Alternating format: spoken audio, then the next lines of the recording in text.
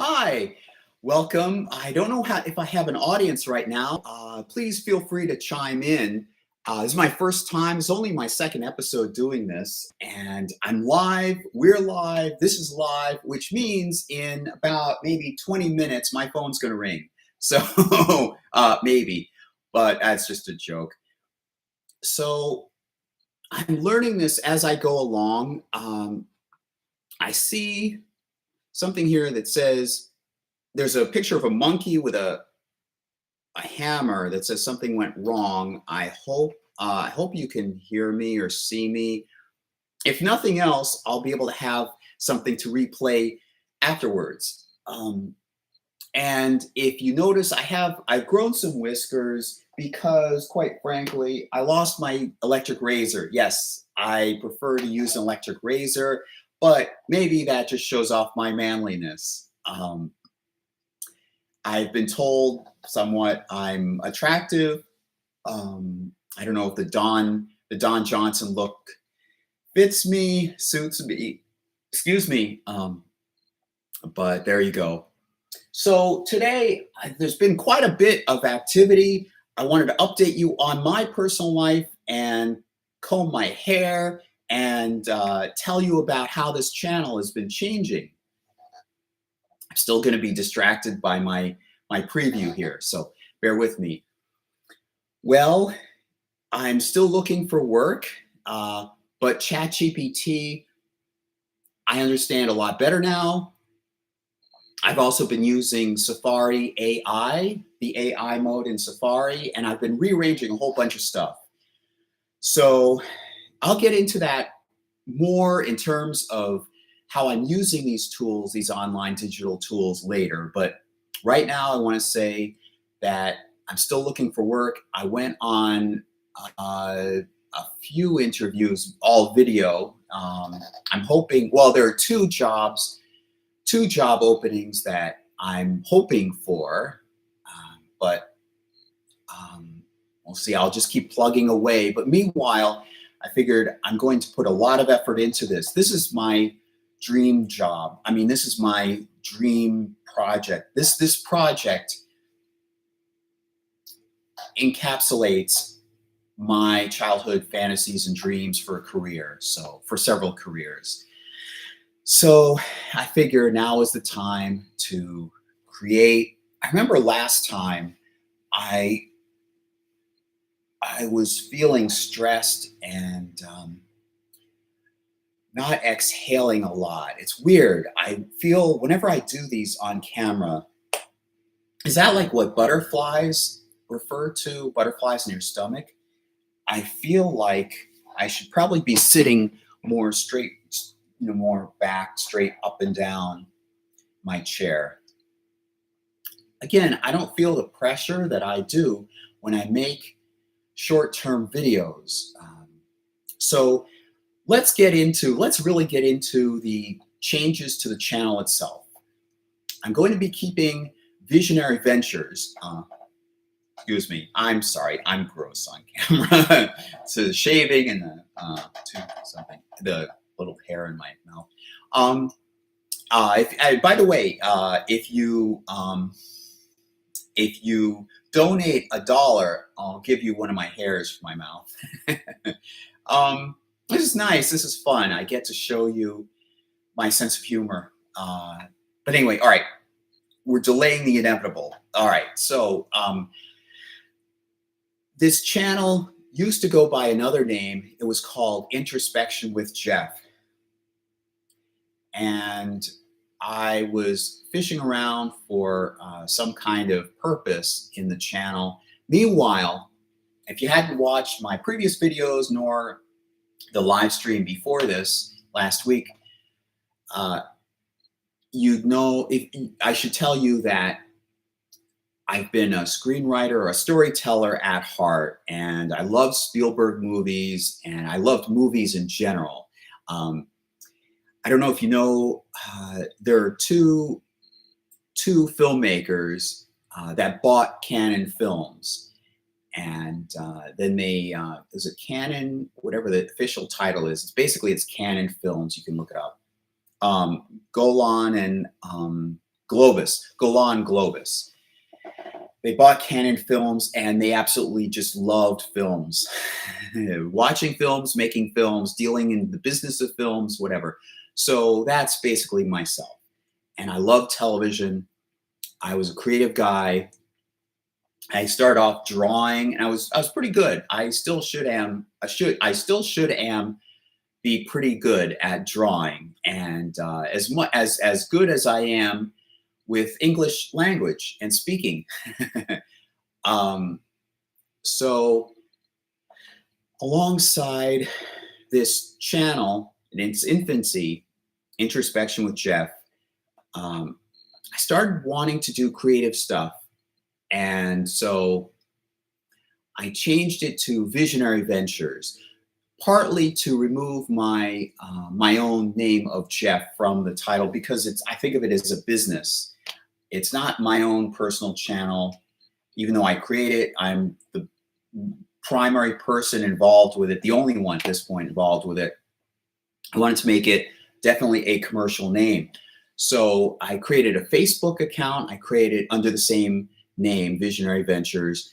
And I created this account, and I have finally transferred all my my subscriptions from Visionary Ventures, my personal subscriptions, all of them, from Visionary Ventures to my own personal account. So never the twain shall meet. Visionary Ventures on YouTube, the account will only be for commercial purposes. So I have yet to transfer my privated playlists. You may not see them. Hopefully you won't see them from Visionary Ventures to my private account. Now let's get to the actual playlists themselves. I decided to have several podcasts instead of just a playlist. A podcast will be basically a television show. If you think of Visionary Ventures, and I do, this is my plan. Visionary Ventures will be like a studio, and like a television studio or a film studio, and it produces several TV series or TV shows. So, sorry, when I get stressed, I get a lot of air in my lungs, and I just need to release it. I need to relax. Okay, calm down. So there are TV shows. So each show would be a different podcast playlist. And recently, YouTube created something for us creators called courses. So initially, I had a series teaching about Dramatica, a series teaching about the Torah, the 5 books of Moses, because I'm Jewish and I find it fascinating, frankly.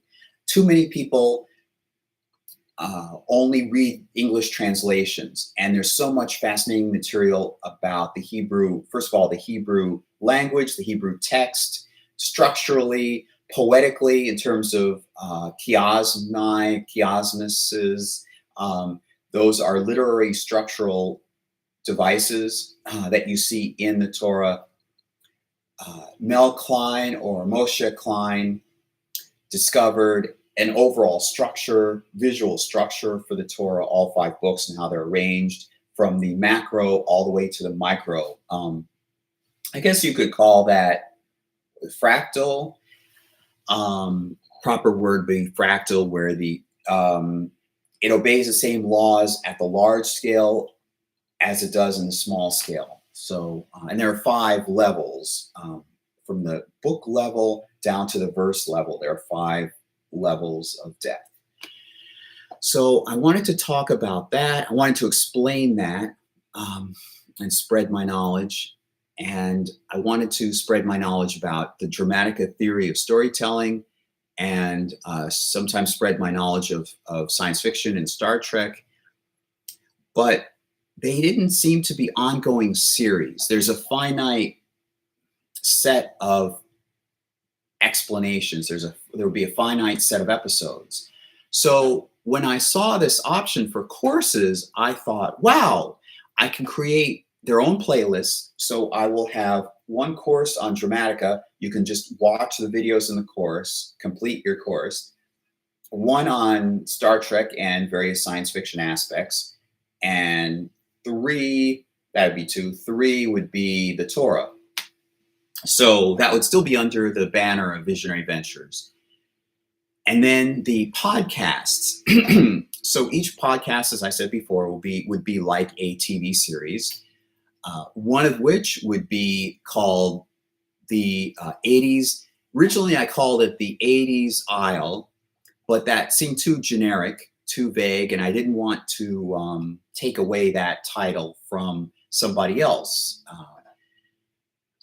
For example, an audio podcast or a radio podcast or something. I didn't want to take away that title because I am thinking about streaming. I'm thinking about other platforms like Apple Podcasts and Music Podcasts and so forth, Apple Music, so forth. And I want to spread the audio of these podcasts to the video and so forth to more than just YouTube.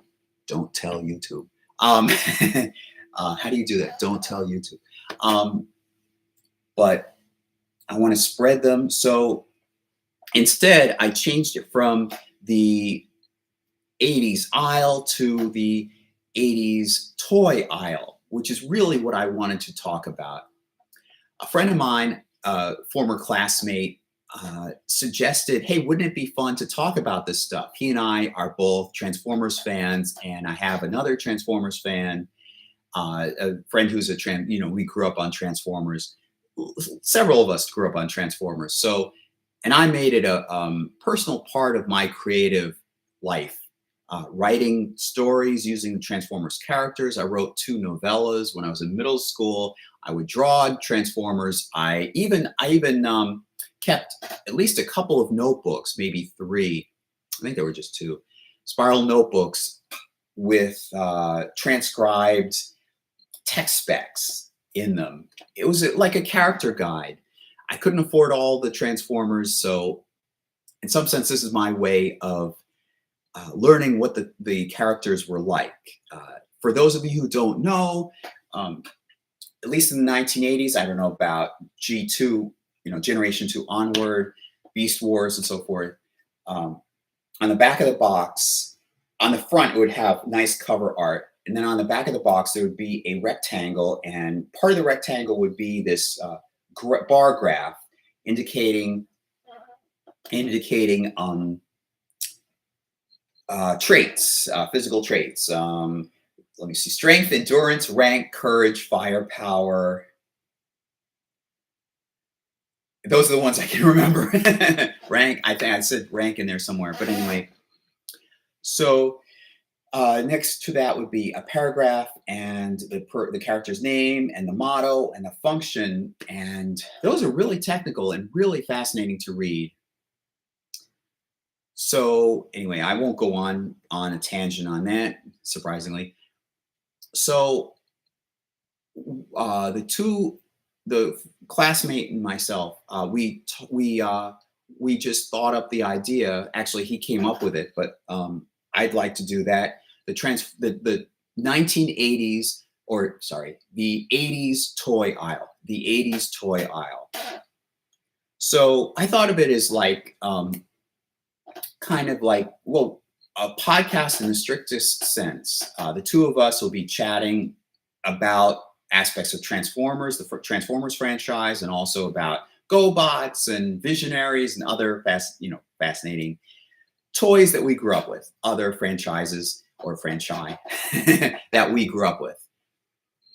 So that would be one podcast. And then another podcast I envision as a documentary series. And I shortened the scope of what episodes I would want in this documentary series. I had like cults and the overall aspect, the overall idea of concept of how cults work, and And there's a fascinating book I had in mind. It's called The Sons of Sam. I discovered it on Netflix. It's I think it's like 5 parts, 2 parts, 3, something like that. And I think more than 2 parts, maybe 5 parts. And there's a subsequent book related to it, but it's by an investigator who investigated the Son of Sam phenomenon and unalivings, and he discovered this alternative explanation. There was more to it than just one suspect.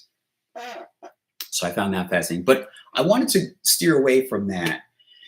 The paranormal has been something fascinating interest of mine, and particularly UFOs and maybe ghosts and so forth. And I grew up on Unsolved Mysteries, and then later on I discovered In Search Of around when I was in high school, and Sightings came on about that same time. So I really want to do a documentary series on the paranormal. However, I don't want to do just a channel like there are other channels that just hype. Oh, look at the mysterious craft abducted this person, and terrifying ordeal, and and just hype be really superficial about it. I wanted mine to be different. So I want to provide alternative explanations for some of these famous sightings. So far, I have the Betty and Barney Hill case in mind, and that in some sense may dovetail, well, it certainly dovetails into, could relate to the Betty and Barney Hill, could relate to the later Travis Walton case. So I may do that as one episode, or break it up and do them as separate episodes. I also want to do one on Kenneth Arnold, the businessman who was flying his private plane and was credited with a few things in early ufology, making the first modern sighting, and then coining the term flying saucer. He said that when asked by a reporter, how did they fly? He said, well, they kind of skipped as if a saucer would, if you skip it along the water. So that's where the term flying saucer came from. And I'm sure Frisbee was probably thrilled in that era. But anyway, flying saucer. And then he was tasked to investigate a case. I think it was the Maury Island Affair. It's been nicknamed the Maury Island Affair. And he was involved with a pulp publication. There were articles written about his sighting, and he was kind of maybe the first UFO expert, so to speak, because he had a saucer sighting. Although they weren't actually saucers, they were more arrow-shaped, but they moved, as he said, as if they were saucers skipping on across the water. Sorry for my hitting here. I'm not getting any chats. Is anybody watching right now? This is weird. It's a little disorienting. Oh, those share screen, edit. I don't dare hit edit. I see end stream, which I'm not going to hit so far. I'm not going to hit right now. It's too premature. So I want to create a documentary series with high quality production value. And I'm going to get into that soon when I talk about the equipment that I want to get and the applications and so forth. So there's the 80s toy aisle. There's the documentary series, which I have called, I've come up with names for each of these podcasts. The 80s toy aisle, and then people say I'm drunk probably, but the 80s toy aisle. Maybe I'll make it as part of my a gimmick as part of this podcast. But anyway, the 80s toy aisle, and then the documentary series called Encounters into the Unseen. And this podcast, which is my blogging series, because I knew it was a good opportunity to use this live stream. I want to, hey, I'll be honest, I want to garner attention. I want to garner more viewership to this site, and I want to build subscriber counts and view counts. That doesn't mean that I don't value each of my right now 66 subscribers. Thank you very much. I appreciate that. And the one point, it's amazing now. I hit the 1,000 mark. The 1.3 thousand views on the channel overall. Other YouTubers have that many per video. I see that as a goal. There's a definite goal in mind, but I'm happy just developing this channel. I know this channel is still in its infancy, and I want to develop it. And as it develops, I'm going to learn to speak well in front of a camera. I will learn not to have a squeaky chair, and I will let you see my true comedic, happy, joyful, jovial self. So this is my personal channel. This is my blogging channel. I called it Ideas Between Us because I want to have a sense that you and I are talking, just us. So I can do that every week. Now I need to learn I need to learn when my viewers are available the most often.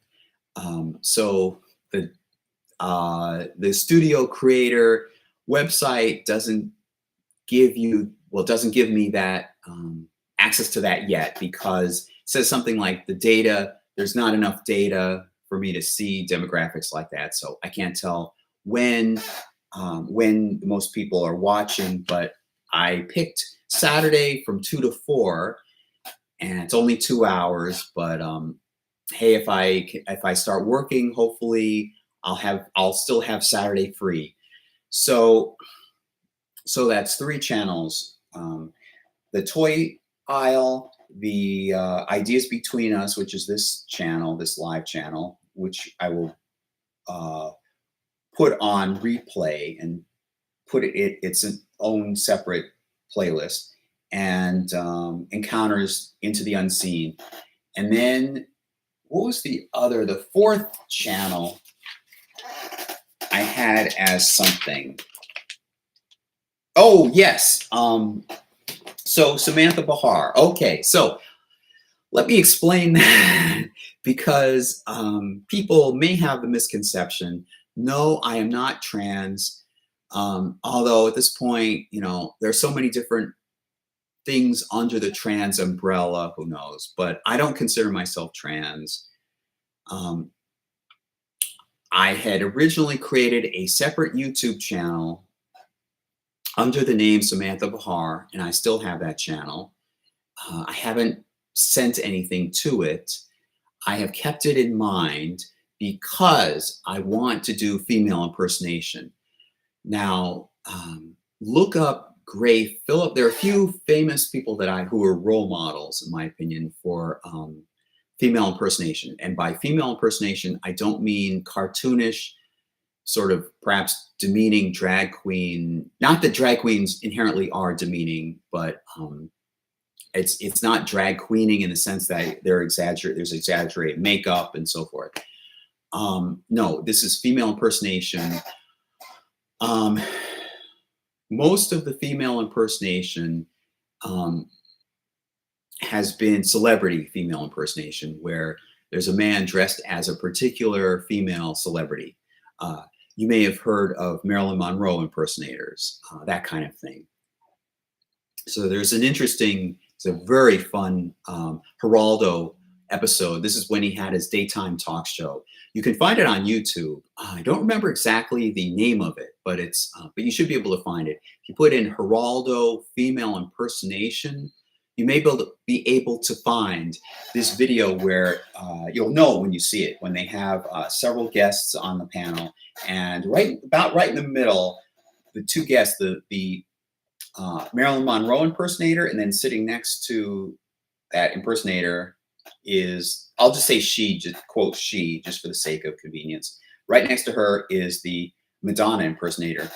And all the way at one end, the person who introduces each person on stage, she's sitting down, is Tommy, can't remember her last name, but her is Tommy something, who is who played Dorothy Gale in Kansas in The Wizard of Oz. She's very funny, actually. Judy Garland impersonator. And then at the very end, there's a Cher impersonator, as you have, I'm sure you have never seen a Cher impersonator before. So that's your cue that you're watching the right Geraldo episode. So that's a good example of what I'm trying to do, particularly the Madonna impersonator and the Marilyn Monroe impersonator. So if you imagine basically those two celebrities, but actually men dressed up, that's what I think of as a female impersonator. And I wish I had a dime for every time I said female impersonator on this channel. I wouldn't have to look for a job, would I? So that's one aspect. And there's another aspect. There's a Miss Gay America pageant. There's, was it the Miss Gay America? There's I can't remember the name of the pageant, but it's on YouTube. They did it once as a presentation. And I know it was hosted by Ruth Buzzy, the comedian Ruth Buzzy, and was it, oh nuts, I'm blanking on his name. Wagner, I think it was, I'm blanking on his first name. The famous actor, Wagner, not Lyle Wagner. Something Wagner.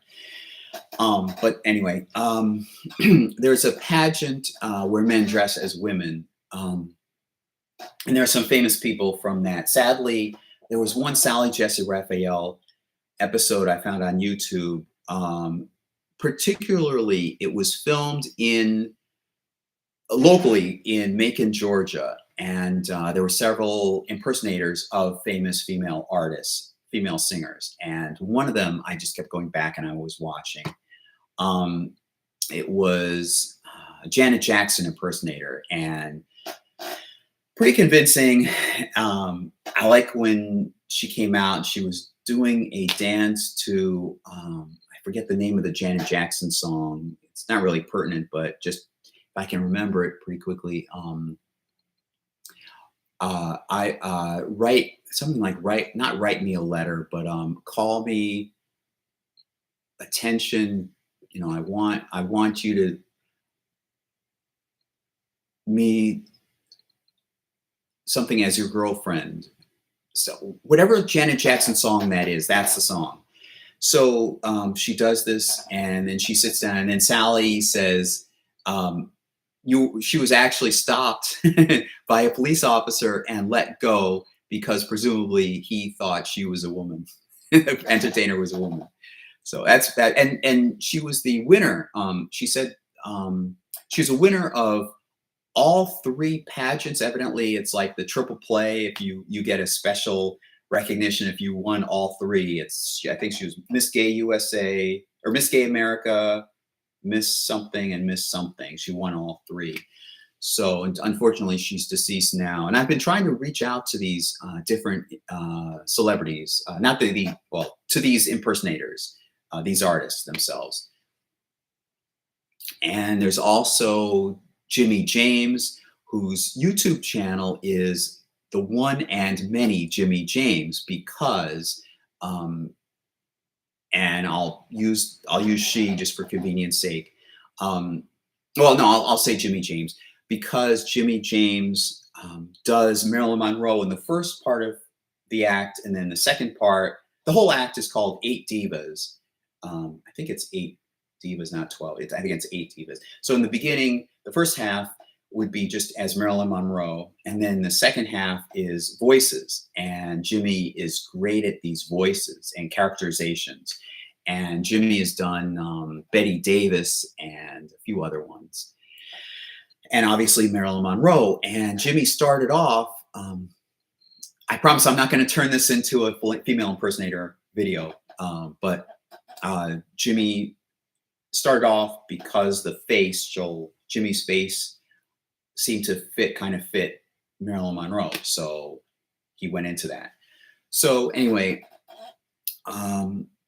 so that's more like what I'm going for. And there's also Gray Phillips. I know Gray's real name.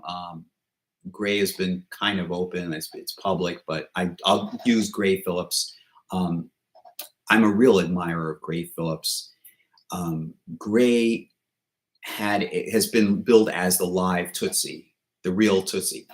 Had a high feminine singing voice and was approached by producers to develop this persona or to sing in drag. And Gray proceeded to do it very businesslike and very methodical and professional, and not just put on an act, oh, I'm a drag queen, but actually just present as a woman, a female singer.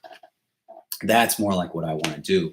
And I've also thought of Cassandra Peterson, developing Elvira as a character, like an intellectual property, trademarked property, and Paul Rubens creating Pee-wee Herman. That's what I'm going for. So with this character, Samantha, and I don't mean to say character as in it's a caricature of women or it's a made up false identity, fake false personality. It would be myself just in the guise of a female singer. So I grew up in the 1980s, and I enjoyed 1980s music, 1980s style, and I've learned a lot about composing music in general. So I came up with about 22 songs plus about half the material for 2 themed albums, Halloween and Halloween album.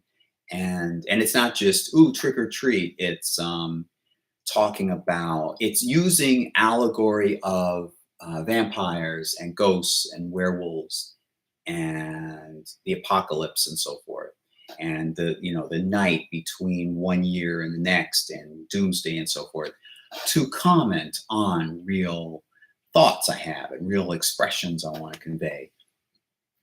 So it'd be Halloween, and the other themed album would be Judaism. And so I think the Halloween album is pretty unique. So, and then I have 22, which doesn't necessarily mean 2 albums split evenly into 2 albums. I want to learn how to divide them up. It could be 3, it could be, well, it wouldn't be probably one whole album. It would be maybe 2 albums, maybe 3 albums, could be 4 with just a few so far set up for 1 album, so forth. It depends on the mood and how they flow within the album. See, I'm doing this systematically, professionally. So speaking of professionally, I reserved that YouTube channel, Samantha Bahar, for actual music videos. I developed my makeup sense, my presentation, my voice somewhat well. I still need a vocalist. I still need training. I am aware of that. But I reserved that. And then I wanted to create, at first I wanted to create a division between these two channels, Visionary Ventures and Samantha Bahar. So I had these videos on that with me in drag on that other channel, Samantha Bahar. And then I reasoned, I want to come right out on, I want to come right out on the Samantha Bahar channel as like Gray Phillips would do.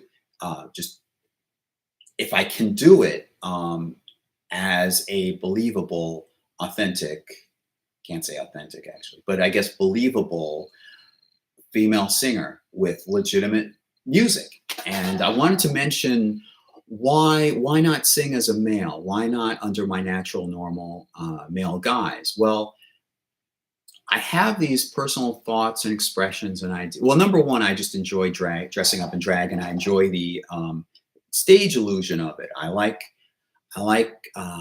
costuming. I like Halloween, and I like the challenge of pulling off a stunt, pulling off a stunt, a Halloween style.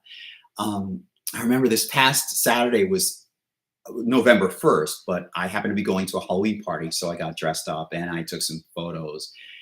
And coincidentally, I think it was the day before that, maybe it was that morning, perhaps. I think it was that morning as I was getting dressed up. I was dressed up as a witch, by the way, and I had a pretty good makeup.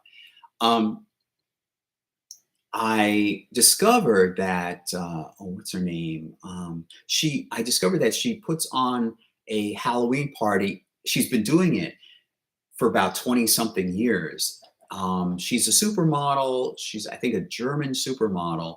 And this time she went as Queen Medusa. And I think it was last year, something like that, she went as a rainworm. And her husband cooperates with her. She was also, gets dressed up. The two of them have fun dressing up, and they plan for like 6 months and so forth. That's the kind of effort and the creative energy that I want. I just naturally have in my being, my very nature. Sorry, other than sounding like I'm drunk, in my very nature. So that's part of it too. I see a challenge, and I see a creative, fun aspect to dressing up in female guise. And what's her name? Darn it. Anyway, you look her up. I'm totally blanking on her name. She was a judge on America's Got Talent. She may still be. I keep thinking Shania Twain. It's not Shania Twain. It's something. I just can't. Anyway, all right, cool. All right. Without going any further. All right. So I was watching her YouTube channel, one of these quick short YouTube shorts of her, and I found, those are intriguing costumes. So that's one aspect, the thrill of being able to pull off a look like that, a convincing look. How convincing can I be? And the other is that this may sound stereotypical, but the music and the ideas that I want to express, I think, are closer to how a woman would convey, and the topics that a woman would sing about.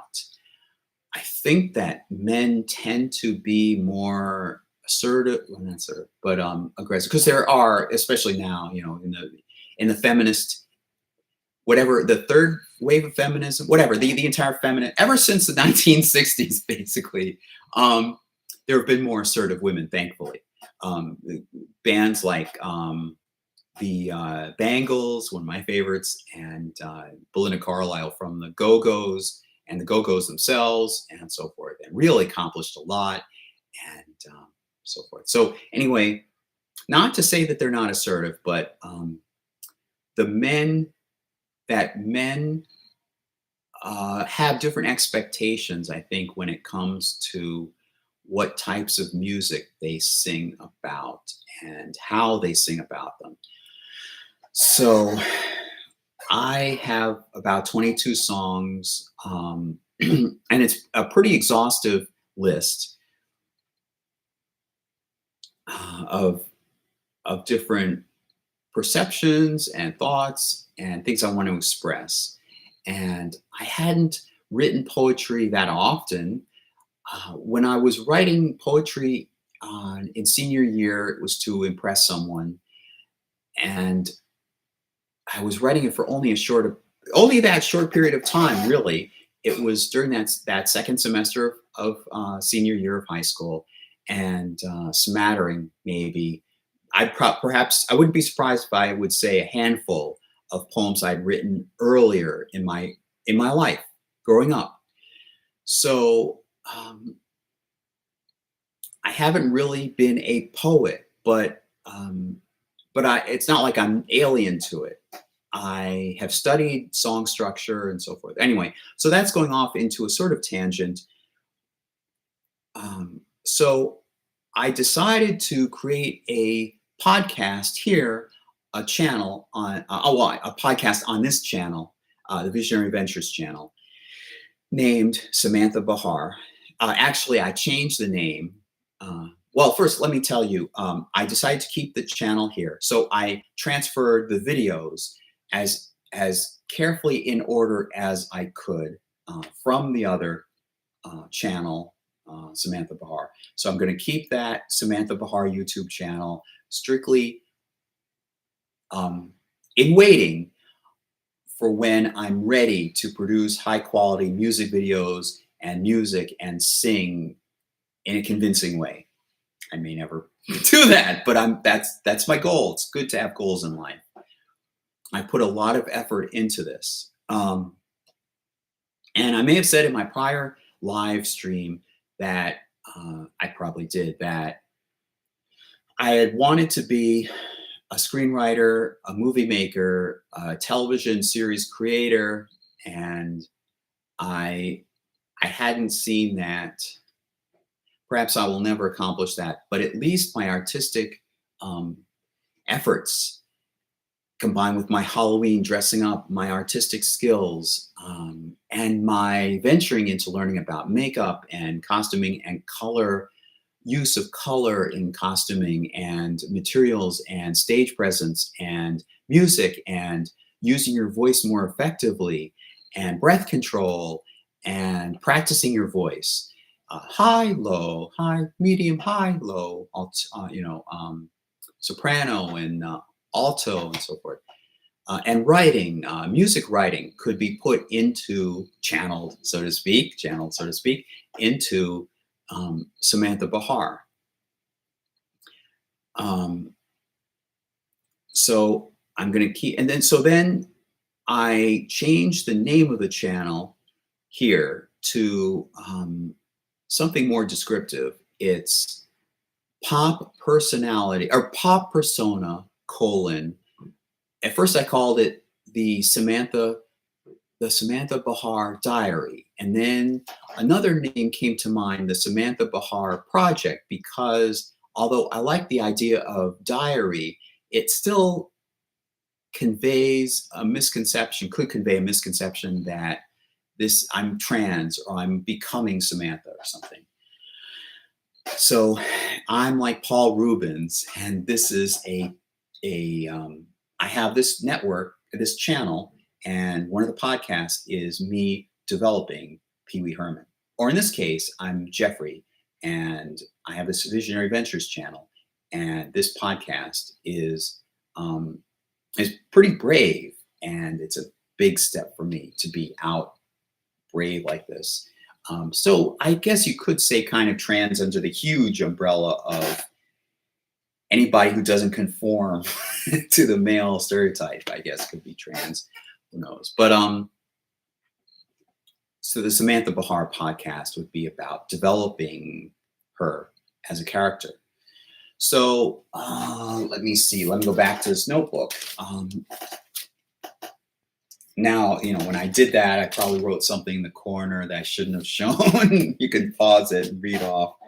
So, all right. So I had TV/film podcast, which would be my creative endeavors, like a showcase. Although I was ambivalent about revealing these different TV series ideas. Like one point I had, when graduating college, I had ideas for 12 different TV shows. And that's not just the simple concept, that would be the characters and the look of it and the structure of it to some degree, and episode ideas and so forth.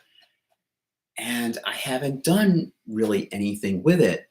So, I mean, I've done stuff with it, but not a lot, not as much as I could have. Are you listening, Hollywood? if I had the right resources and connections. So that's the name of the game. As Hulk Hogan's character said in Rocky 3. Was it Rocky 4? Rocky 3. Yeah, Rocky 3. So anyway, I had this TV film podcast in mind. I had the Paranormal podcast, which is now called Encounters into the Unseen. And I had the toy aisle, the 80s toy aisle. And then I had this personal blog. And then I had the Samantha Bahar podcast. So then I thought about TV and film. I remembered the Vimeo platform. And I've been using Safari AI. That's been a great help. I started off using ChatGPT simply because a fellow musician introduced me to it. And I learned pretty quickly what it's capable of and what its limitations are and so forth. So I know now, those of you, be warned, if you decide to start using ChatGPT, you might feed it some information and then ask, like hypothetically, I could have, tell me what an application for trademarking looks like. It will start spitting out like page after page of information. No. And then you had a question about something way at the beginning and so forth. So I also learned that's way too much. And I also learned that there are different chats. And I learned that one chat, you can go back to each chat. If you pause for a moment, if you stop using ChatGPT, you can go turn the computer off, go do something else, then come back, and then go back to that same chat and continue, and it will remember. It's as if you never left. However, I learned through a little difficulty that one chat will not be aware of what's in another chat. So the information from one chat and the information from the other, never the twain shall meet. So I've learned to continue using the same chat. There's also a search feature, which is great because sometimes the chats have reached their limit. So I just create a new chat, and sometimes what I've done is copy the whole, copy the entire chat as a transcript, and then paste it into effectively a PDF, a Pages document, and then export that as PDF, and then insert that PDF into this new chat, and then it will be aware of the transcript of all the conversation I had with chat in the other chat. So basically, it's an updating from what happened in the other chat. In addition to that, that's one trick. In addition to that, there's basically what I call memory, long-term memory. It can remember, there is a limit. It's in terms of storage, data storage, but it can remember quite a bit if you ask it to. Ask you to remember this or ask you to remember that. And sometimes I think just in general, I think it tends to, from what I've seen, it can remember some things that seem pertinent. So hypothetically, I could mention that my name, for its long-term memory, excuse me, my name is Jeffrey, and I'm a recovering alcoholic. My name is Jeffrey, and I created this YouTube channel called Visionary Ventures, and this and that. So then I could go on and create these individual chats. Now remember, each chat won't know what I've told it in another chat. However, it can remember what I put in the long-term memory. So it will remember, no matter what chat I'm in, it will remember that my name is Jeffrey, and I have a YouTube channel called Visionary Ventures and so forth. So that's pretty handy. That's quite handy. And I've tried to keep that limited. And so very recently, I've learned to use Safari AI for those chats that don't require very specific information that pertains to me.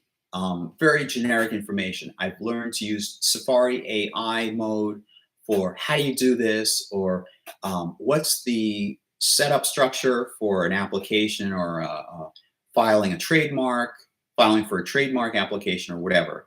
I reserve it for that stuff so that I'm not creating all these different chats, because right now I still have a lot of chats, and you can group these different chats into folders, but unlike what I thought originally, I presumed originally, the chats don't know what, what's in one chat won't be known by in the other chat. So, but they're still useful, I guess, if you have several chats that are about the same type of category. So anyway, so that's just, if, in case you start using ChatGPT, that's how it works.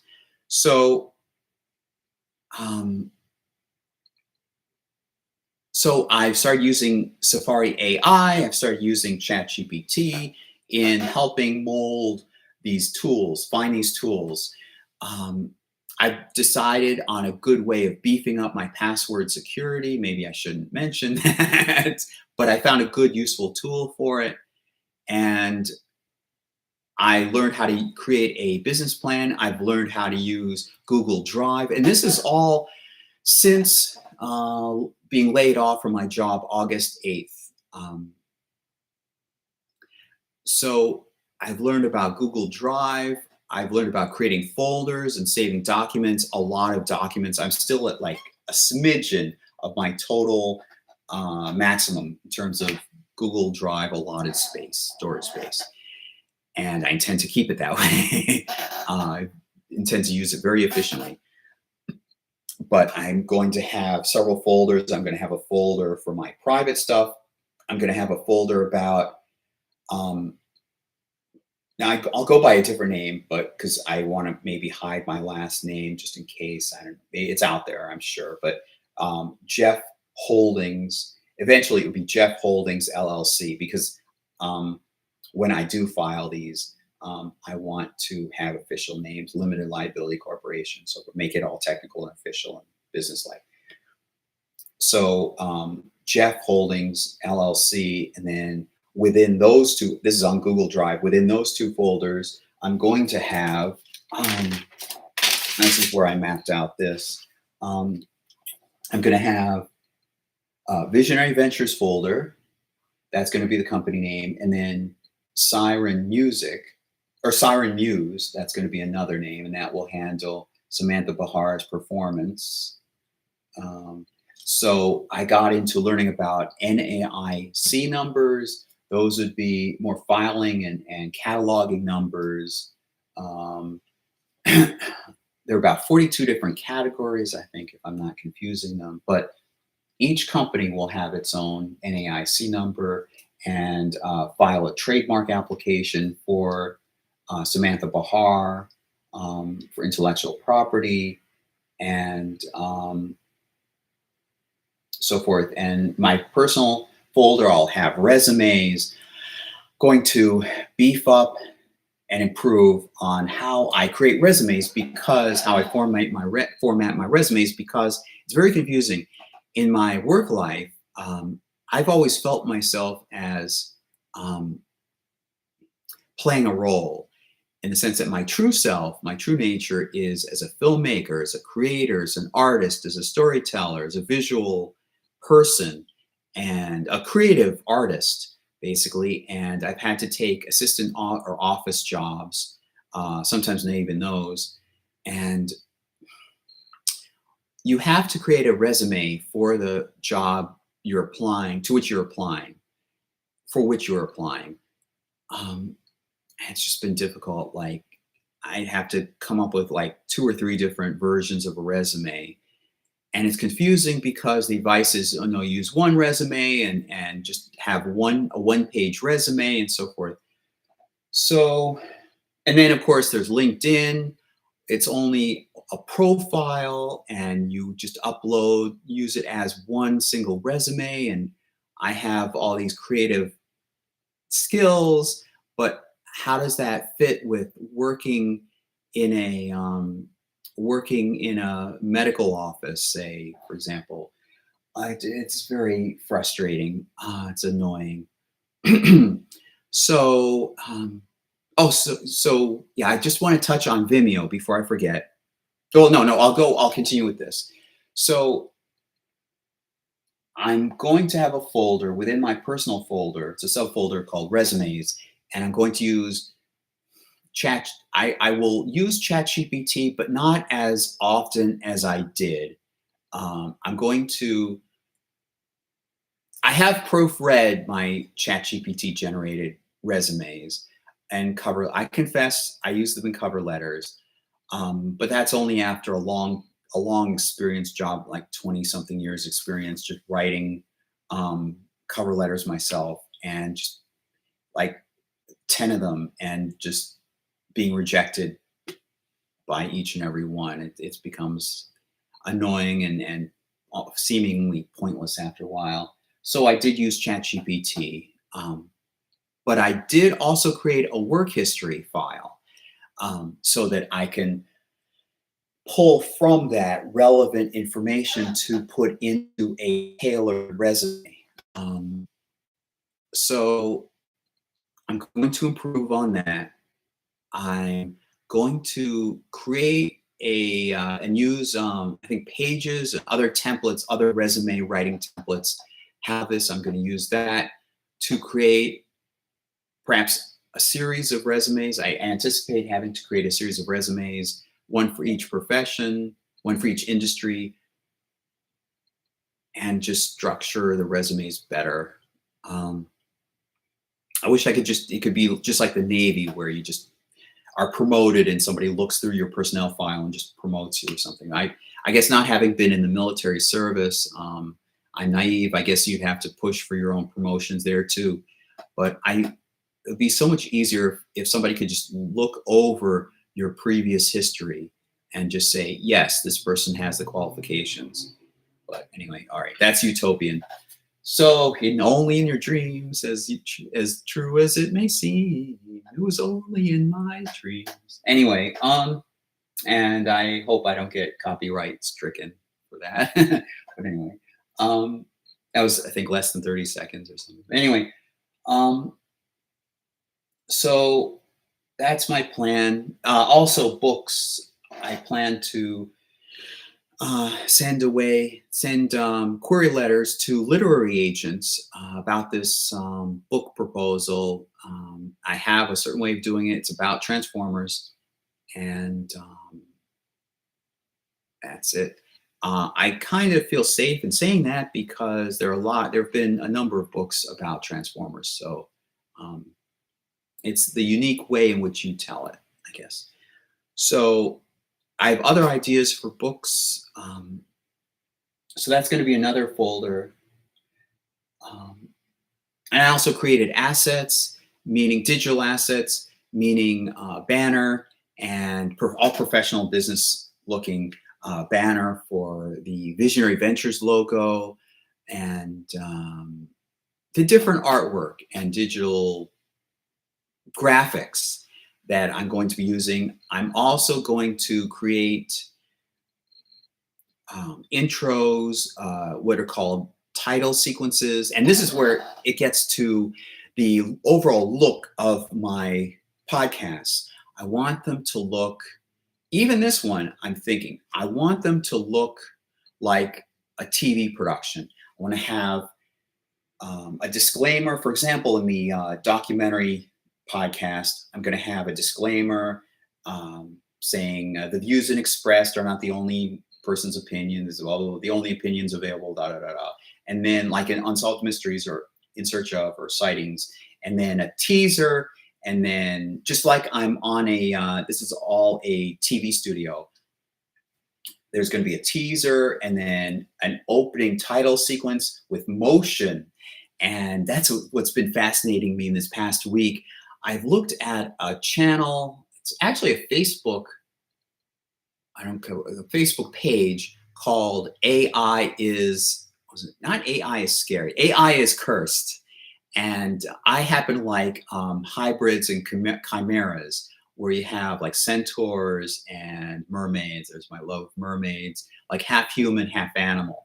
So I've been seeing not just, the delight of seeing them come alive, but the artistry and the brilliance of digital video simulations. I mean, evidently, from what I see, these are real live people, but I guess they're cropped onto digitally created animal bodies. And I'm fascinated by how seamless they are now. I'm somebody who grew up on Star Trek and science fiction special effects. And I love when you can be able to do something really looking realistic and reacting and so forth. So I was watching that AI is cursed and thinking of motion capture sort of, but looking at video creation software. I'm going to have to create B-roll because I'm hesitant on what I can create for B-roll in terms of YouTube stipulations. I have seen documentaries, and we've all probably seen documentaries on TV where there's an actor like portraying a part. They're recreating the famous recreation, right? They're recreating an event, and you hear a voiceover where somebody says, and then she stumbles out of her car, and then it's night, and she doesn't know where she is, and you see an actress, falling out of a car, and then Well, I don't have. Although I did hook up with a local actor studio, it would be expensive or awkward and not as quick. If I didn't play the George Lucas route, those of you who know, the George Lucas route of using digital effects. I mean, George Lucas advanced digital effects quite a bit in his special editions. I hate them as I do, detest their existence as much as you do. You can't deny that it did advance AI and visual effects, digital visual effects. I mean, Avatar may not have been what it could have been had it not for the special editions of the Star Wars films by George Lucas. And this is the same guy that started off in 1976 or whatever, whenever he started creating Industrial Light and Magic, the special effects studio that went on to create effects for the Terminator 2 Judgment Day, and basically became the Hollywood standard studio for special effects. Also, I'm sure the effects for the Indiana Jones films and the Star Wars films. With each Star Wars film, the technology became more advanced. They advanced with each Star Wars release, so forth. So he did contribute a huge effort to special effects, and there are a lot of things I quibble over him for, George Lucas, for, including the release of the special editions. However, in terms of digital effects, he contributed just a lifetime's worth, just a lifetime's contributions worth with that alone. So anyway, so enough of that. So I plan to go to Vimeo for the Samantha Bahar stuff, and for the TV and film showcase stuff. I'll get into that in a moment. I plan to get better software. All this requires funding, and I created a BuyMeACoffee account, which enables you to donate whatever amount. Although I did create tiers, I thought the separate bank account that I had created had already been linked to it, but I discovered in this past week it wasn't, and I'm sorry. I'm really sorry, because I may have frustrated you, and quite frankly, I disappointed myself, because I was kind of hoping for donation money to come in so that I can pay for, and I've worked towards that. There may be a few steps I still have to check on BuyMeACoffee, but I will announce, believe me, I'll announce when it's officially set and officially recognized confirmation, total confirmation that it's been set up. You can actually donate the money in these hard, difficult economic times. You can donate money. I want to create. I want to have a separate camera, so I'm not using my iMac built-in camera. I want a separate microphone, actual physical microphone, like a lot of other podcasters do use, with a stand, so that I don't know if my voice quality is good, but I want it not only for the voice quality of this channel, but also for my singing as Samantha Bahar. And I've networked, or I've interviewed with somebody who's interested in being, she is a professional music producer, but I'm interested in working with her. So I have GarageBand to work with in terms of mixing together my music. I want to be professional. I want to capture my voice, and I want to have like a padding around. I want to be in a padded room. I want to have a padding around. Although the camera that I have in mind, it's SHURE, Shure M7, something like, or variation thereof. I found to be a good microphone to go for. I have that in mind. So basically a separate microphone with stand, separate camera, and then there are different fees, licensing fees for the music that I produce. I want them registered. I want with the U.S. Patent Office. I want the mechanical rights. I want the performance rights. So the music would be credited to under my name, and then performed by, and then Samantha Bahar's name. So she's, me dressed up as her would be, that would be how I would do it for performance. I want to put out CDs and for physical media, and then put it on streaming for Apple Music and podcasts. I want this professional, not only for my Visionary Ventures channel, but for even for Samantha Bahar to seem authentic and to be legitimate. Legitimate, I guess, is the real term I should use. CDs with actual artwork. And I have in mind, I don't know whether I should mention these company names, but I do have company names in mind. And I learned how to create a business plan and a grant proposal for more money, and an EPK, what's called an EPK, an electronic press kit. And I do have Samantha Bahar's name registered as a domain name, samanthabahar.com. And then I have a website in mind that I've already started creating to link it to. And so it's not blogspot.whitepages.something.Samantha whatever, / Samantha Bahar. No, it's a professional sounding samanthabahar.com. And so I'm going to have a business plan that goes into the industry, explains the purpose of this channel. It explains, and its subsidiaries.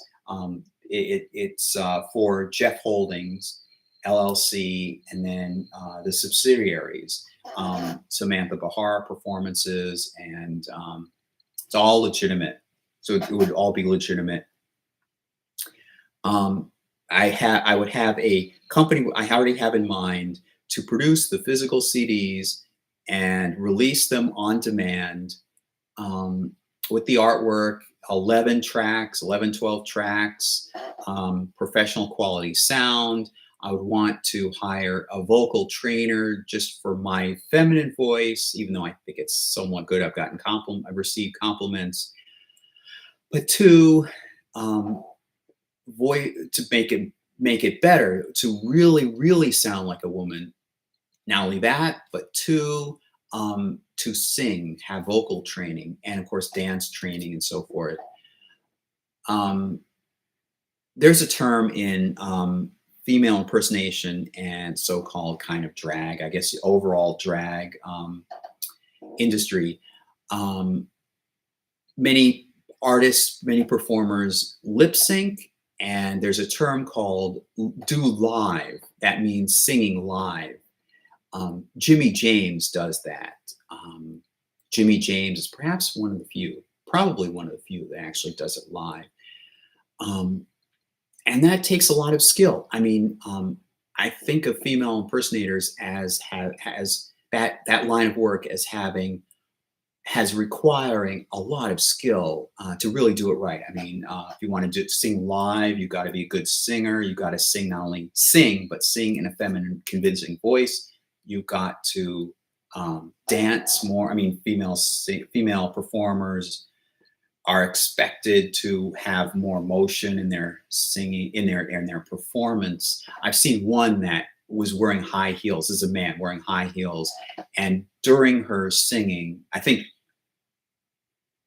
yeah, she was singing. During singing, she did a backflip in high heels. That's amazing. And then there were fire explosions around her and so forth.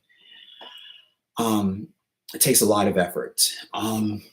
So I guess, as with performance in general, as entertainment in general, there are more amazing, there are kind of tiers, I guess. There are more amazing performers than other performers. So sorry if my chair is squeaking and you can hear it. Hopefully you don't hear it.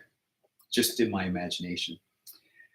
I learned about electronic press kits and so forth, and grant proposals. So now back to Vimeo. So why I decided to branch off into Vimeo as well. Well, I had a qualm about this TV and film showcase. I had a list of episode ideas, episode themes for one of my TV shows. And I won't reveal what the TV show topic is about, but it's very good. It's a sitcom. It's a workplace sitcom. I'll say that. And of course, I have several other TV show ideas. I've had them back to the end of college, basically. But in some sense, the inspirations for them go further back to my childhood. And I Dream of Jeannie and Bewitched and The Munsters and Star Trek and Too Close for Comfort and WKRP and Sanford and Son. That gives you a little hint of the kinds of TV series. Anyway, so I don't want to give them away for free on YouTube. And I thought about a paywall. And as much as I enjoy getting money for a paywall, I would enjoy getting that. I'm still giving it away. So I looked up to God itself. I asked Safari AI, and it suggested Vimeo.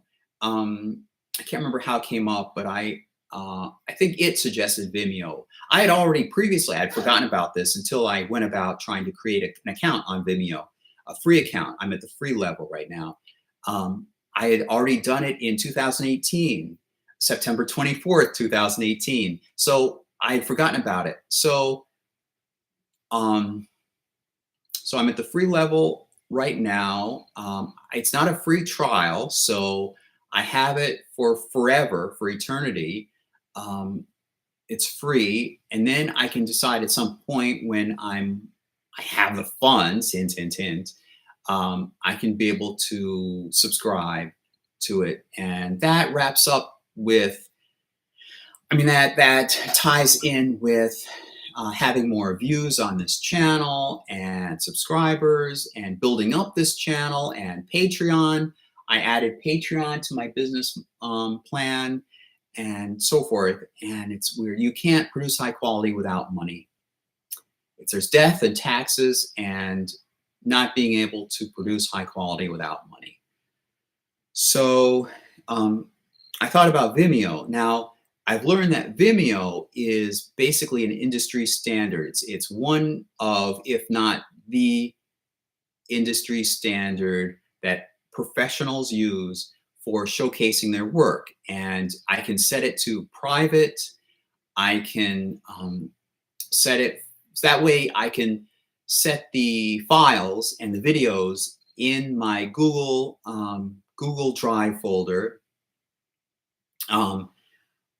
to only be accessible to whomever I want, namely a TV executive or somebody I specifically want to watch or look at or view or have access to. So there, I feel more freedom to be able to use Vimeo to showcase my stuff, because I do develop in my mind when I'm thinking, like, for example, I'm watching Barney Miller more often now, and I have an idea for a workplace sitcom that's as well along the lines. I mean, Barney Miller is intellectually entertaining. I mean, smart comedy. Some call Seinfeld smart comedy. Really, really smart thematic comedy. That's what I want for this particular sitcom I have in mind. So, and by the way, that's the one that I have, like, actually it's like 30 something ideas. And what I know it's now a TV show is like 8 episodes or something on Netflix. And I don't want it to besmirch Netflix, because we may be doing, hopefully, perhaps doing business together. So I don't want to badmouth Netflix, but I grew up in an era, and this was true going back to the 1950s. And a little bit of history for you. Each TV season was like 40 episodes. About 40 episodes. And I remember that because The Honeymooners was only one season. Jackie Gleason had a show creatively called The Jackie Gleason Show, and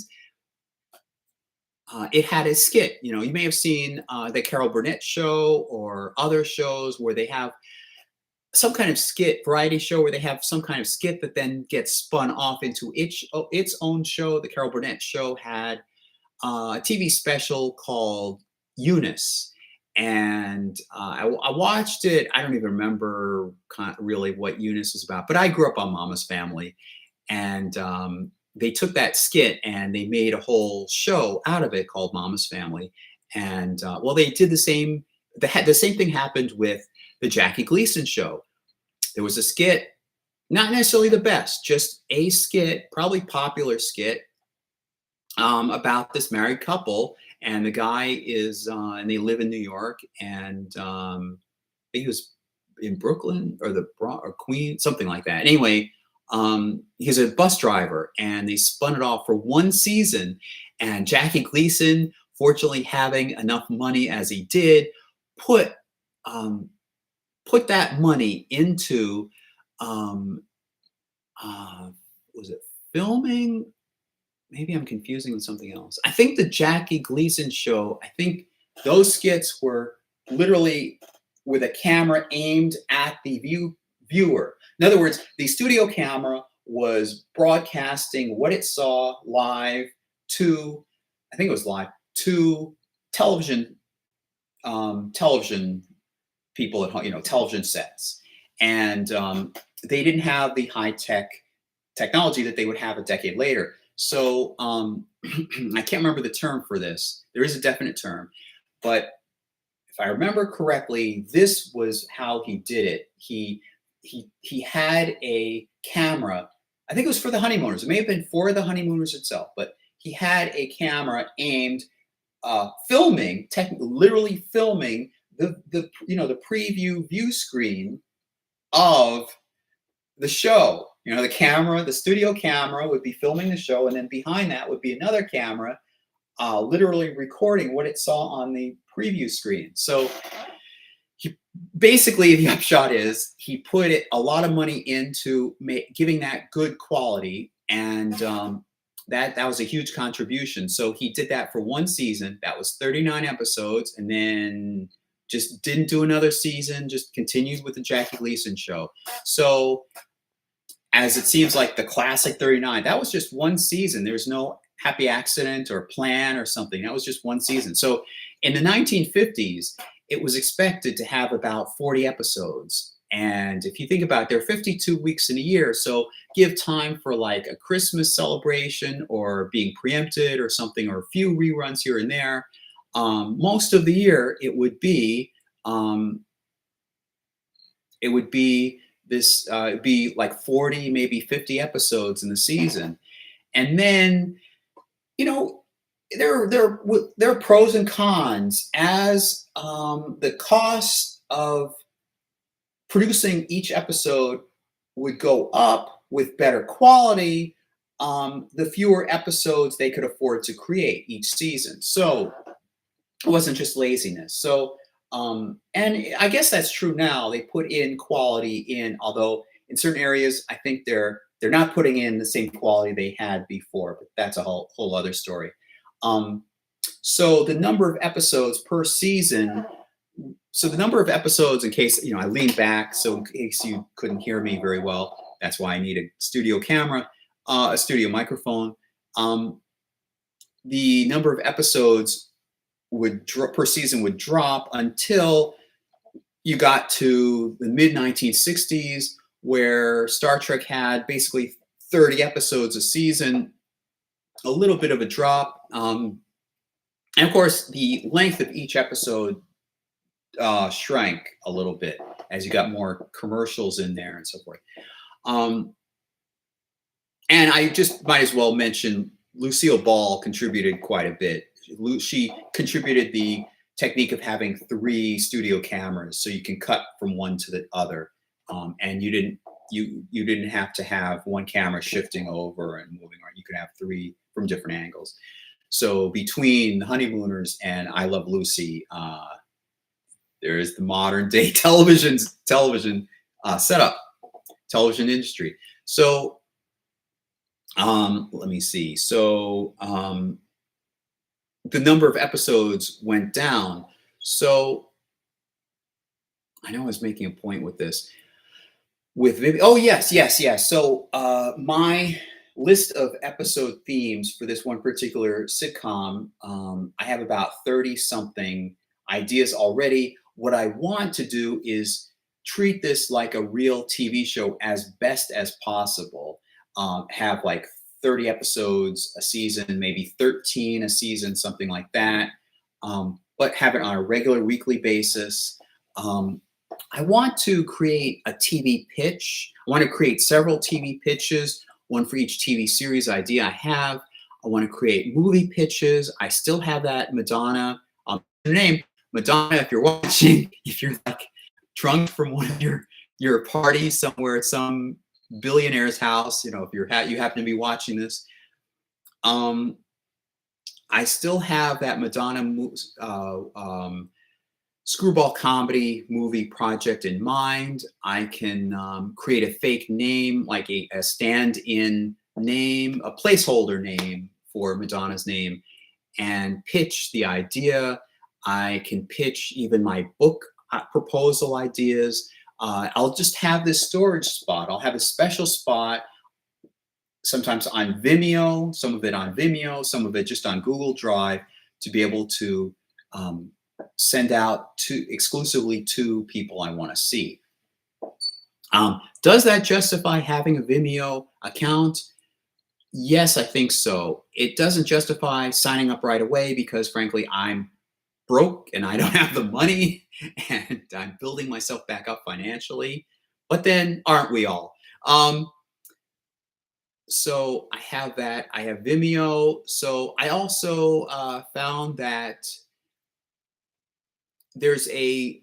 I found out what Discord is. I found it's not a game session, a game playing network platform. It's actually more like a chat group, max chat group, mega chat group, I guess. Because I'd heard people talking about on my Discord and so forth. I also created a Substack because I was interested in sharing documents I had. I don't know where Substack, what I'm going to do with that Substack. I can also create newsletters with it. I still have that in mind. So I have a Substack account that I plan to use for newsletters. I have the Vimeo for basically artistic project pitches and whatever they may be. I have this YouTube channel I will still maintain for public consumption and promoting myself and garnering donations from Patreon and from BuyMeACoffee. By the way, the BuyMeACoffee link will be in the description. I will make an effort to put it in every description along with my other social media. Keyword is media, not medias. My ears go. The single form of media is plural for medium, in case people didn't know that. Irks my ears, or hurts my ears, irks me. It's media, social media. So that's where it is right now, and I'll have this separate Samantha Bahar website I'm developing. I'm going to create my business plan, going to be very elaborate. Let me get into what the business plan is. It's going to be an executive summary. It's going to mention at the top Jeffrey Holt, well, my actual name, but Jeffrey Holdings LLC, and then subsidiaries, the Visionary Ventures, and Siren Muse, and describe what they are. It's going to describe my password protection and security protection, security methodology, and so forth. It's going to list what assets I have, both physical and digital, and whatever other kind. I'm going to be very organized. I'm going to have my Google Drive be used a lot more often. Hopefully, I can reach out to these people. I have one former classmate who is married to somebody who has chatted with, I've heard on a regular basis, but chatted with one of the female impersonators. And I've reached out to this female impersonator myself. So hopefully something will come of that. I'm still looking for a literary agent. I'd like also to get a literary agent for my screenwriting. And remember earlier, this has been my dream. This project encapsulates really all my professional efforts. Well, it incorporates my screenwriting. Since childhood, I wanted to actually, just after drawing, I got into watching television, enjoying film.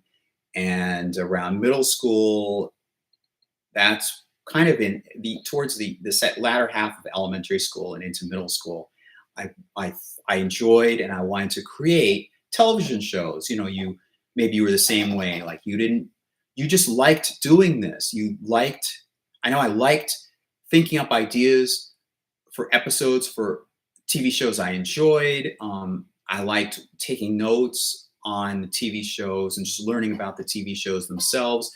And then in middle school, and then I started writing and more often about, more stories of them. And then in high school, definitely I was writing speculative scripts, and I explained what speculative scripts are in my previous Livestream number one.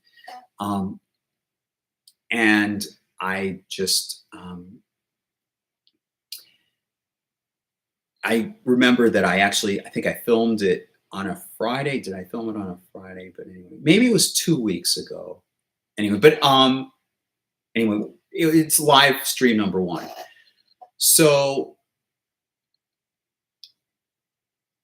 and I wanted a literary agent, but it's very difficult not being in California. Even though there's an East Coast and a West Coast. I'm so out of this now. Writers Guild. I wanted to join the Writers Guild. There's an East Coast and a Branch Coast. But I wanted the West Coast. I would have taken, I guess, either one. I think I was trying for either one, but the West Coast is where it is in terms of film and TV. So this is all coming together in an effort, a concerted effort. It's not scattered. My mind, believe me, if you had thought that I was scattered, be scatterbrained. If you had thought that I had all these different creative ideas and so forth, no. I had been developing them. and I'm several levels ahead mentally. Maybe if it seemed like I had all these different projects going, they were towards a direction, an artistic writing direction. And thankfully, with this channel, I was able to start putting those together. And I guess I should again give credit to that person from my past who um, suggested that there's more of me to share with the rest of the world, and I should do that. And that's what inspired this channel. And then from there, I just started talking about myself. I started talking about experiences that I've gone through, emotional experiences, and learning more about yourself. And that's why it was called Introspection with Jeff. And then I created another channel. Well, actually, a Halloween. There was a Halloween where I dressed up as Samantha, and then just for Halloween. And then I started developing this performer persona, and then I created a separate channel, and then I started mixing the two sometimes, and then that's all. I've already explained that before. So it looks like I'm not getting anything. Hopefully it's still being recorded. I see here it's live. It's been 1 hour, 30 minutes, 47 seconds. I don't see anybody. It'd be a shame to discover that I should have done something. But I'm not seeing anything at the moment. I do see end stream. I don't want to click that right now. I don't want to click anything right now. But please comment below if you're watching this on the replay and you know I should have done something or what. Just clue me in and I'll do my own research, because I want to be one of those people, one of those YouTube content creators that sees comments. I enjoy talking with people, and rather than type back, I'm going to try to comment on every comment. And I expect at the beginning there won't be that many comments coming in. So I should have time to comment on each and every one, and I'll be able to thank each and every one. So if I have another half hour until 4 o'clock. I didn't necessarily schedule it to end at 4 o'clock. So let me think through. Let me think through what else I should have mentioned. I didn't think to mention. Here, let me go through this has been my notebook, by the way. I like to keep things all together so I can just flip a page and flip back and so forth. Plus, I paid for the darn thing. It's a pretty thick book. So, notebook. Let me see, goals. Oh, I have here written under goals, underlined, pitch to TV and film producers, get literary agent. Let me see what I skipped out, what I forgot to mention, aside from getting a haircut. Pitch to TV and film producers, get literary agent for book proposal, Madonna project, become female impersonator with songwriting and recording, requires voice training. I've already mentioned that. Inquire if I have what it takes for modeling, either male or female, no matter, either one. I have a good speaking voice. And then I have list of assets needed. As I mentioned before, the logo and I want to create promo ads. Yes. So for each production in this channel, for each of the podcasts, I want to have you probably already seen if you clicked on this, probably already seen my Visionary Ventures logo, which is the blue. And that's why it looks that way, because originally it was called Visionary Ventures. Shows a side profile of the head, and it's basically blue, and it has ideas and so forth. So I think that still fits with Visionary Ventures, the title Visionary Ventures. However, I want to make it more professional by getting software. Now, I've looked into what software to get. This is not locked in, but these are the top names I'm considering, thanks to Safari AI. If I can remember them. There was one for, right now I have iMovie that I use, that I had been using in the past for editing content. I stopped doing that because frankly, it takes a lot of effort. It's time consuming, but I want to go back to editing and producing actual documentaries as if you're watching them on TV, or shows as if you're watching them on TV. Because the level of other content creators, especially the ones that are frankly getting views, are putting more effort, more quality into the visual quality, production quality into their videos, into their content. So I've always wanted to do that anyway. So even way back when Visionary Ventures was still introspection with Jeff, I wanted to do that. So I've been using iMovie. I need, number one, an AI generator. AI generator to create B-roll and to create movie trailers. Part of my pitch for TV series and pitch routine for TV shows I want to create, I want to pitch, and for movies I want to pitch is a movie trailer or a TV commercial or TV trailer commercial. And so I want to generate, I want to generate digital, I want to generate video. And even for opening title sequence, like, you may have seen Star Trek where it shows the teaser and then it shows the Enterprise flybys and it says space, the final frontier. And it shows the credits. Or now, of course, they don't show title sequences anymore, really. But Seinfeld doesn't even have it. But where, like Alice, if you watch classic TV, they may have an intro or a teaser, and then they'll have the basic title sequence. They'll have a cartoon of Major Nelson's rocket ship landing, and then the bottle and Jeannie's bottle, and she comes out of the bottle, and their opening credits starring so-and-so and guest starring so-and-so. I want to have a good title sequence generated by a program, by software.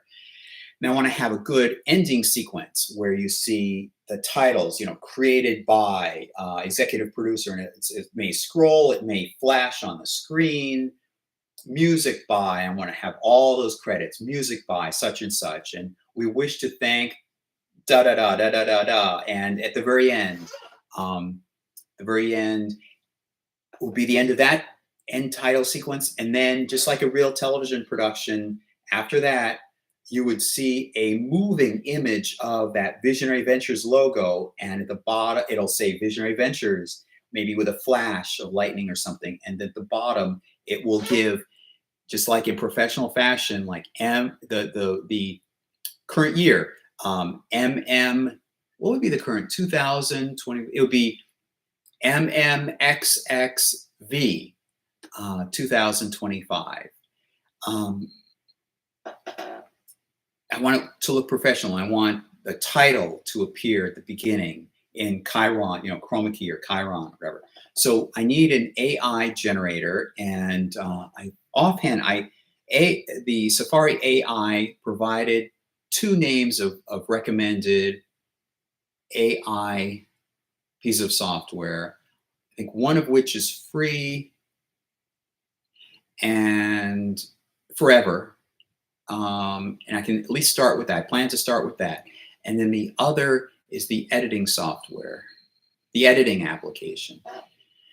So, and of course, obviously, I want to move forward from the iMovie into some software that's capable of more elaborate production.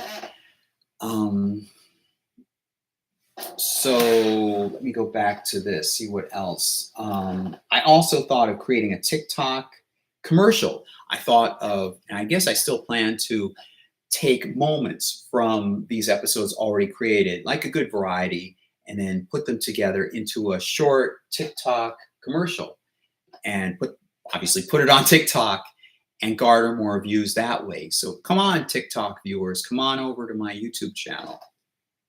Just simply because I have learned in my desperate attempt that many YouTube channels grow due to advertising on TikTok. me see what else. Take my glasses off so you can see my pretty eyes. Create promo ads for the shows. I want to create promo ads for BuyMeACoffee and my Patreon account. You know, when content creators say, go to my Patreon and sponsor me or become a Patreon, or choose this link, or there are these other videos you can check out. Some of them just simply go in during the video and do it. Some other ones do what I had wanted to do, which is create a separate video like a commercial that I can simply, it's pre-recorded, I can simply slot, put right in a slot, and like a regular commercial, like a promo. Like in television, especially early television, they would have, and sometimes I remember for movies, even I'm young enough, I'm old enough to have remembered sponsorships where they would say, this movie tonight has been sponsored by the this coffee company or something, or I Love Lucy is sponsored by something cigarettes or whatever. And create a little insert video and just put that in at a standard time, so that when you're watching the video, that's the time for the sponsor, and then it goes back to the TV episode, the regular episode, like a regular TV show, and it should impress the executives, producers, whoever's watching this. I can show this as an example. In some sense, these are all pilot episodes. This is a demonstration. This is my resume. This is my demonstration or show reel of what I'm capable of. It shows I'm serious about it. I know how to edit this stuff. I know how to produce this stuff. If I become well known, known well enough, I won't need a resume. I'll go by reputation alone. They'll come to me, hopefully. Let me see. So that's it. I think we're approaching. We've got about something a little over 15 minutes left. So I will post this on a replay in my Ideas Between Us playlist. You can watch it later, evidently, if you're not watching it right now. And I will continue making community posts on my YouTube channel, on this channel anyway, advertising the next live stream I have. I'm going to be numbering the live streams. I suppose for a while, for this foreseeable future, as I get this stuff created and in gear, this will be my production for a while, only production for a while. But don't let that give you the impression that that's the only thing I'm working on. As far as this YouTube channel, I'm creating a lot of things behind the scenes, and frankly, I'm not getting as thirsty as I had been. What can I tell you about my own self, how I've been doing? Still looking for work. Give me prayers, send your prayers this way. And I'll still be watching YouTube and using ChatGPT and Safari AI for guidance and advice. I will create resumes to send out and create that Google Drive folder labeled resumes for fine-tuned, specific, targeted, I'll say industry-targeted resumes, not just using ChatGPT nor Safari AI exclusively. I'll create them my own way, because maybe they can tell that it's been generated using AI. It's a learning process. It's a learning curve. And support me, please support me. Go to my buymeacoffee.com/visionary-ventures account. And I should also, I'm working on my Patreon account. Sorry if the BuyMeACoffee account is not linked up, or there's some problem. It's further along than it was. I created a separate bank account exclusively for this business venture. I created a bank account um, years ago called Dreamfire Films and did nothing with it. Here's something interesting. I posted on my Facebook wall. I said that I've had these ideas, and it's just taken this long for AI to come in and for technological progress to come along that would enable me to create all this. It's bittersweet. It's sad that it's taken this long. You know, I've had all this in me. I've had all this creativity in me, and sometimes I think about posting on YouTube some kind of sorrowful, not that I'm maudlin or something, but or pity me, but some kind of. I thought about posting on Facebook some kind of thing saying, um, "I wish you could have known that this was how creative I was, and these are the different ideas. Not just how creative I have been all these decades, but how creative I am inherently, and what my true potential is." So this is finally coming to fruition. I phrased it in my Facebook. I'm looking down because my iPhone is there where I'm usually lying in bed and just doing a lot of work, being very productive in bed. And it's not what you think it means. No, being very productive, although I can be pretty productive in bed too, just given the right opportunity. Facebook, hopefully that'll go by the YouTube people. Um, uh, I put on my Facebook wall that all these decades, I have always had this, and I want this as a dream career, and I'm building it. You know, I admire those people. I guess like Kennedy's father, Joseph Kennedy, comes to mind. I admire those entrepreneurs that develop from nothing. Like even if you've seen the movie Birdemic, actually there are 3 Birdemic movies. I admire James Wen. And I attempted the pronunciation of his last name. He's Vietnamese. It's Nguyen, something like that. I try, and I was speaking with a Vietnamese speaker on the phone one time, and I think I got it even closer. It's not. Please correct me.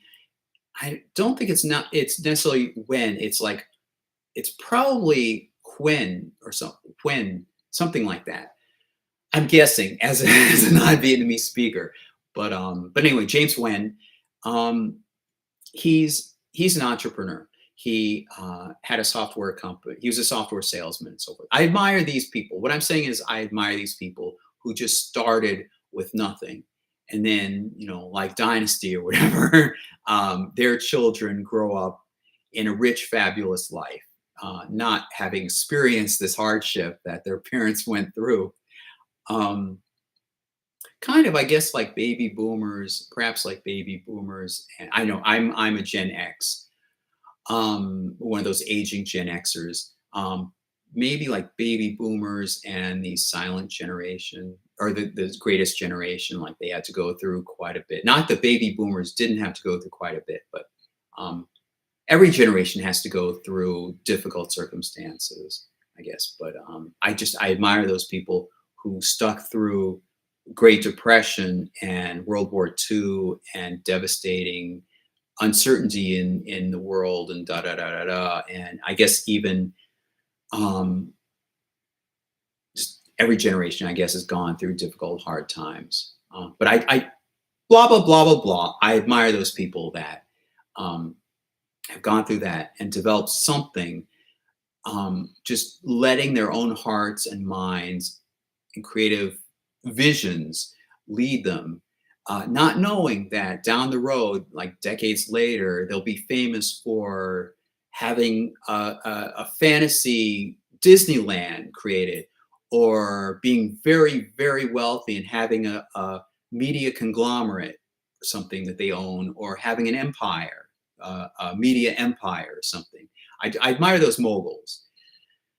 So, um, I guess I'll cut out early because, quite frankly, I'm thirsty. There's some ice cream in the fridge that I want to continue go back to, and I have this water jug, 64 ounce. My girlfriend, I've been telling my girlfriend I need to drink more often. She gets lots of she has a lot of water bottles that she drinks probably 5 or 6 water bottles a day, which is what I should be doing.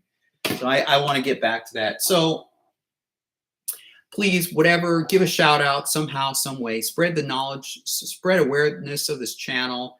And I do want to mention one final thing, that another inspiration for how I want to do particularly the documentary channel is it's a fun. I want to give a shout out to this channel.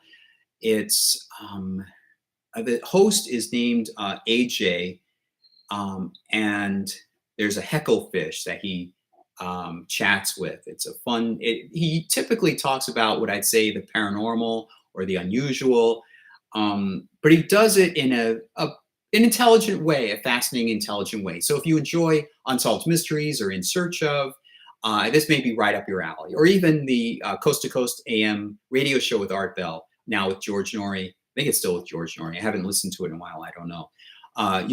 This might be up your alley. And I'm blanking on the name of the show. It's the Y Files. Sometimes it's WF question mark, but it's called the Y Files, WHY. And it's a fascinating, entertaining show. Even if you are, and this is not a paid sponsorship. Good, I'm not getting paid for anything I do here yet. But that's another thing. I want to come up with a target list of sponsors I actually want sponsoring the show, this channel, and maybe each individual podcast or something like that. I also had been thinking for a long time about merchandise, how to merchandise the individual podcasts. So I'm thinking very elaborately. Give me credit that I am an artist and this is what I am capable of. But anyway, back to the Y Files and the merchandise and the Y Files. Yes, it's not a paid sponsorship, but I do admire what that channel has. Even if you don't want to watch, if you just want to listen, you can hear his speaking voice and somewhat narration voice, and still be entertaining. So sometimes he puts videos together that match a common theme in as a compilation for like a replay. So anyway, it's close to 8 minutes. It's 8 minutes close to 4 o'clock, and I'll talk with you probably next week sometime. Have a good week. So long.